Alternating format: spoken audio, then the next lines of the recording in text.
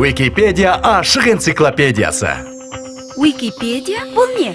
Бұл тегін энциклопедия, табылуы оңай, мазмұны үздіксіз дамып отыратын шексіз білім қоры. Ол ай сайын 400 миллион адам қарайтын дүние жүзіндегі нөмірі 5-ші веб-сайт. Онда 281 тілде жазылған 19 миллионнан артық мақала бар. Оны жасаған кім? Сен және мен секілді білімге құштар миллиондаған адамдар. Ал біз онда бармыз ба? Бармыз, бірақ азбыз.